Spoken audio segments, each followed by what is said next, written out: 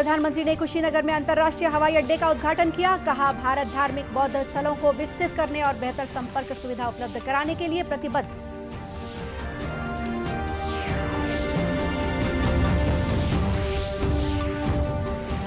केंद्रीय राज्य मंत्री फग्गन सिंह कुलस्ते ने कहा, प्रधानमंत्री नरेंद्र मोदी के नेतृत्व में कनेक्टिविटी के साथ ही शिक्षा और स्वास्थ्य के क्षेत्र में अनेक कार्य प्रारंभ किए गए हैं।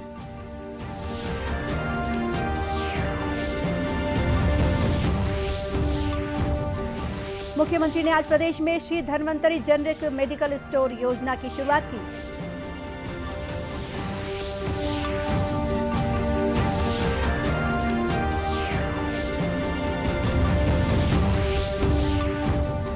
और राज्य स्तरीय पुलिस वॉलीबॉल और कबड्डी प्रतियोगिता संपन्न। चयनित खिलाड़ी राष्ट्रीय खेल प्रतियोगिताओं में लेंगे हिस्सा।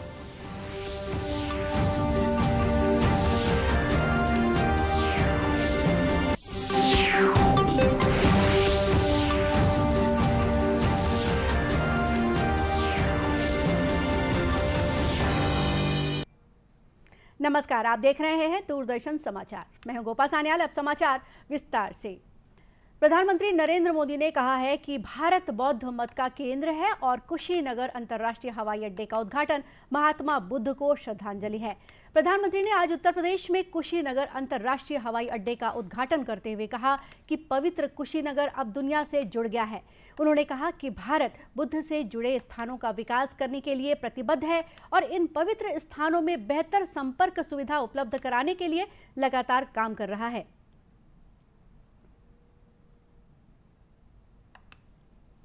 भारत विश्व भर के बौद्ध समाज की श्रद्धा का, आस्था का, प्रेरणा का केंद्र है।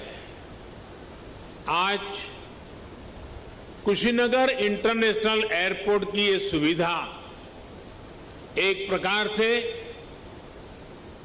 उनकी श्रद्धा को अर्पित पुष्पांजलि है। भगवान बुद्ध के ज्ञान से लेकर महापरिनिर्वाण तक ये संपूर्ण यात्रा का साक्षी ये क्षेत्र आज सीधे दुनिया से जुड़ गया है।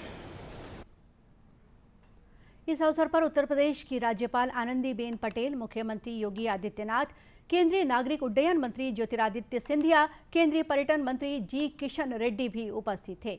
इससे पहले सुबह कोलंबो से 100 यात्रियों और बौद्ध भिक्षुओं को लेकर पहली उड़ान कुशीनगर हवाई अड्डे पर उतरी। श्रीलंका, थाईलैंड, म्यांमार, दक्षिण कोरिया, नेपाल, भूटान, कंबोडिया के प्रमुख बौद्ध भिक्षु और विभिन्न देशों के प्रतिनिधि भी इस समारोह में शामिल हुए। कुशीनगर अंतर्राष्ट्रीय हवाई अड्डे को 260 करोड़ रुपए की लागत से बनाया गया है। इससे देशी तथा विदेशी तीर्थयात्री भगवान बुद्ध के महापरिनिर्वाण स्थल की यात्रा कर सकेंगे। केंद्रीय इस्पात राज्य मंत्री फग्गन सिंह कुलस्ते ने कहा है कि प्रधानमंत्री नरेंद्र मोदी आज पूर्व प्रधानमंत्री स्वर्गीय अटल बिहारी वाजपेयी की सोच और उनके प्रयासों को आगे बढ़ाने का कार्य कर रहे हैं। श्री कुलस्ते ने आज रायपुर में पत्रकारों से बातचीत करते हुए कहा कि श्री मोदी के नेतृत्व में देश के जनजातीय क्षेत्रों में कनेक्टिविटी के विस्तार के साथ ही शिक्षा और स्वास्थ्य क्षेत्र में महत्वपूर्ण काम प्रारंभ किए गए हैं।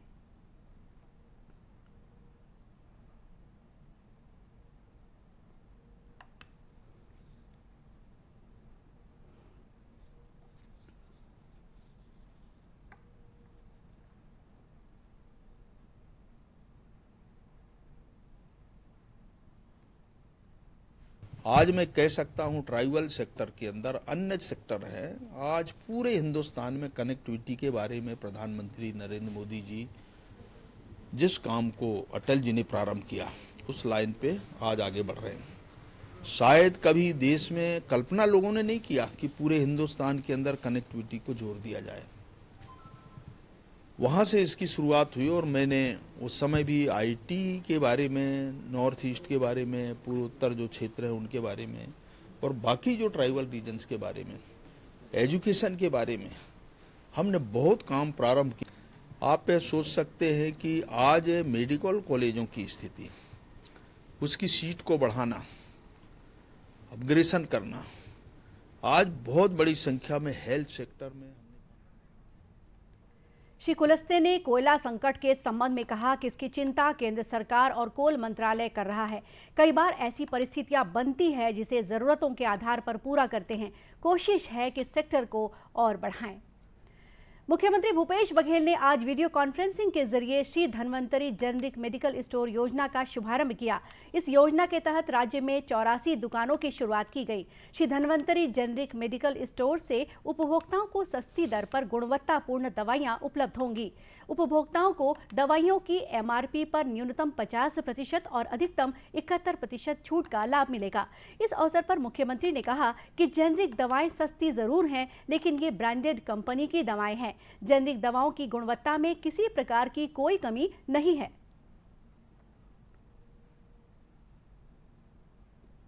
जेनेरिक दवाई सस्ती जरूर है, लेकिन ये ब्रांडेड कंपनियों की दवाई है, तो लोग ये ना समझे कि क्वालिटी में किसी प्रकार के कोई समझौता हुआ, उसमें क्वालिटी में किसी प्रकार की कोई कमी नहीं है। पूरी दुनिया में महंगे होते स्वास्थ्य सेवाएं चिंता का विषय है।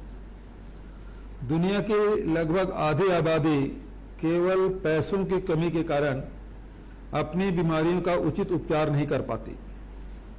लगभग 10 करोड़ लोग बीमारी के महंगे उपचार के कारण कर्ज और गरीबी का शिकार हो जाते हैं। नगरीय प्रशासन विभाग द्वारा संचालित इस योजना के तहत प्रदेश के 169 शहरों में 190 मेडिकल स्टोर्स प्रारंभ करने की योजना है। इन मेडिकल स्टोर्स में 251 प्रकार की जेनेरिक दवाइयां तथा 27 सर्जिकल उत्पाद की बिक्री अनिवार्य होगी। जेनेरिक दवाइयां 20 ब्रांडेड कंपनी की होंगी, जो सस्ती होने के साथ साथ गुणवत्तापूर्ण भी होंगी। मुख्यमंत्री ने इस अवसर पर दवाइयों के होम किट और ट्रैवल किट का लोकार्पण भी किया। यह किट जेनेरिक मेडिकल स्टोर में विक्रय के लिए उपलब्ध होंगे। इसी कड़ी में जांजगीर चांपा जिले के 15 नगरीय निकायों में भी श्री धन्वंतरी मेडिकल स्टोर्स की शुरुआत हो गई है। इस दौरान कलेक्टर जितेंद्र शुक्ला ने बताया कि इस योजना के तहत जिले के लोगों को भी सस्ती दर पर दवाएं उपलब्ध होंगी।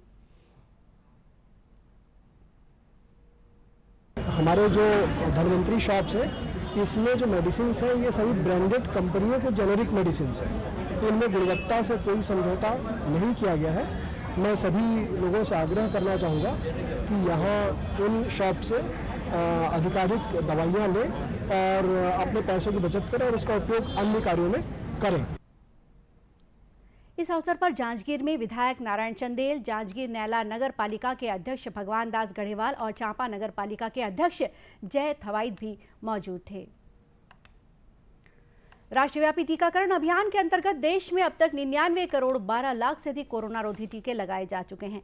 केंद्र सरकार ने राज्यों और केंद्र शासित प्रदेशों को अब तक 102 करोड़ से अधिक निःशुल्क कोविड रोधी टीके उपलब्ध कराए हैं।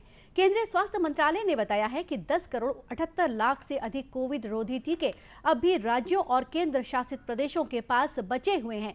वहीं देश में कोरोना से स्वस्थ होने की दर 98.14% हो गई है, जो कि पिछले वर्ष मार्च के बाद सर्वाधिक है। अब तक 3 करोड़ 34 लाख 78 हजार से अधिक लोग ठीक हो चुके हैं। इधर छत्तीसगढ़ में कोरोना संक्रमण की दर लगातार घट रही है। वर्तमान में प्रदेश की पॉजिटिविटी दर 0.14% तक पहुंच गई है। इस बीच कल प्रदेश में कोरोना के 20 नए मामले पाए गए हैं। वर्तमान में 188 कोरोना संक्रमित मरीजों का इलाज विभिन्न अस्पतालों या होम आइसोलेशन में चल रहा है। प्रदेश में अब तक 2 करोड़ 9 लाख 70 हजार से अधिक कोरोना रोधी टीके लगाए जा चुके हैं। भिलाई के मैत्री बाग में एक 6 वर्षीय सफेद बाघ की मौत हो गई है। श्याम नाम का यह सफेद बाघ काफी दिनों से बीमार था। वन विभाग के चिकित्सक और अधिकारियों की देखरेख में उसका पोस्टमार्टम हुआ और फिर उसका अंतिम संस्कार कर दिया गया। चिड़ियाघर प्रभारी डॉक्टर NK जैन ने बताया कि श्याम को बोन कैंसर हो गया था, जिसकी वजह से उसकी मौत हो गई।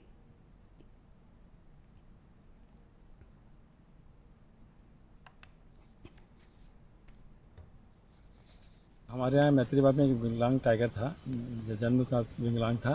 तो विगत दिनों उसकी मौत कैंसर की बीमारी से जूझ रहा था, तो मौत हो गई, जिसे जंजौरा कॉलेज के डॉक्टर द्वारा भी उसको चिकित्सा प्रदान की गई।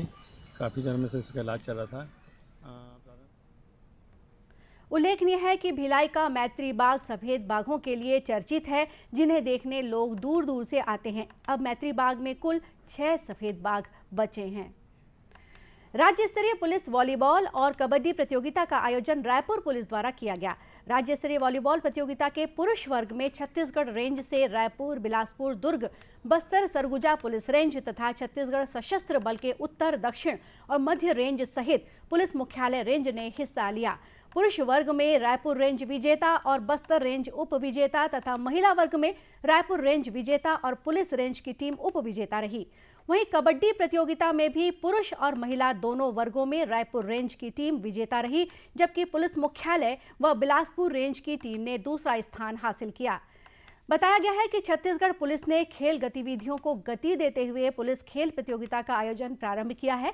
पुलिस में जवानों की शारीरिक चुस्ती फुर्ती और उनकी कार्य क्षमता में वृद्धि के लिए व्यायाम और खेल अत्यंत आवश्यक है। पुलिस महानिदेशक डीएम अवस्थी ने इसे ध्यान में रखते हुए पुलिस खेल कैलेंडर जारी किया है। खिलाड़ियों को राष्ट्रीय स्तर पर खुली प्रतियोगिताओं और ऑल इंडिया पुलिस खेलों में मेडल लाने के लिए लगातार प्रोत्साहित किया जा रहा है। खेल कैलेंडर के अनुसार ऑल इंडिया पुलिस की आर्चरी तीरंदाजी प्रतियोगिता आगामी 9 नवंबर से नई दिल्ली में आयोजित है। इसी तरह ऑल इंडिया पुलिस बैडमिंटन प्रतियोगिता आगामी 15 नवंबर से नागपुर में होगी। दर्शकों, आज़ादी के लिए भारत का शानदार संघर्ष आधुनिक विश्व के महानतम संघर्षों में से एक है। दूरदर्शन समाचार इतिहास की धारा को बदलने वालों की कहानी रोजाना आपके लिए लेकर आ रहा है। आज हम बात कर रहे हैं क्रांतिकारी वेलिक्का कथु शंकरन अच्युतानंद के बारे में। के घर हुआ था। चूँकि उन्होंने बहुत छोटी उम्र में ही माता पिता दोनों को खो दिया था, इसलिए उन्हें 7वीं कक्षा के बाद पढ़ाई छोड़ने के लिए मजबूर होना पड़ा। उन्होंने स्वतंत्रता आंदोलन और कम्युनिस्ट आंदोलन में भाग लिया। बाद में वीएस अच्युतानंदन ने कुटनाडु में कृषि श्रमिकों को संगठित किया और शासकों के खिलाफ आंदोलन किया। 16 साल की उम्र में वो कॉयर फैक्ट्री श्रमिकों के एक समर्पित व्यवस्थापक बन गए। वो अपनी सादगी, समर्पण और गहन अध्ययन के लिए जाने जाते थे। त्रावणकोर के दीवान सीपी रामास्वामी अय्यर की नीतियों के खिलाफ पुन्नापरा वायलार विद्रोह में वीएस अच्युतानंदन सबसे आगे थे। त्रावणकोर के दीवान त्रावणकोर में अमेरिकी मॉडल की सरकार स्थापित करना चाहते थे। वीएस अच्युतानंदन को 28 अक्टूबर 1946 को गिरफ्तार कर लिया गया। उन्होंने अपने राजनीतिक जीवन के दौरान 5.5 साल जेलों में बिताए और 4 साल भूमिगत रहे। वीएस अच्युतानंदन संसदीय राजनीति में भी सक्रिय रहे। वे 7 बार केरल विधानसभा के सदस्य चुने गए। 2006 में 82 साल की उम्र में वो केरल के 11वें मुख्यमंत्री बने।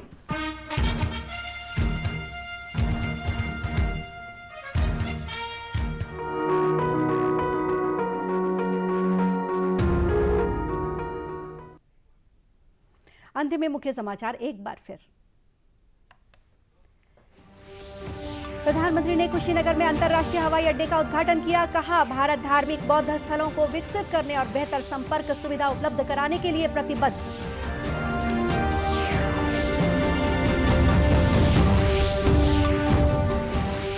केंद्रीय राज्य मंत्री फग्गन सिंह कुलस्ते ने कहा, प्रधानमंत्री नरेंद्र मोदी के नेतृत्व में कनेक्टिविटी के साथ ही शिक्षा और स्वास्थ्य के क्षेत्र में अनेक कार्य प्रारंभ किए गए हैं।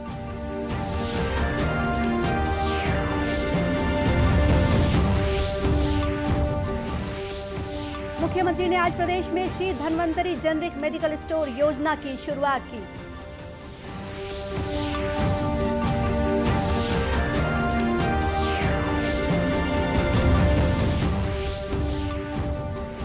और राज्य स्तरीय पुलिस वॉलीबॉल और कबड्डी प्रतियोगिता संपन्न। चयनित खिलाड़ी राष्ट्रीय खेल प्रतियोगिताओं में लेंगे हिस्सा।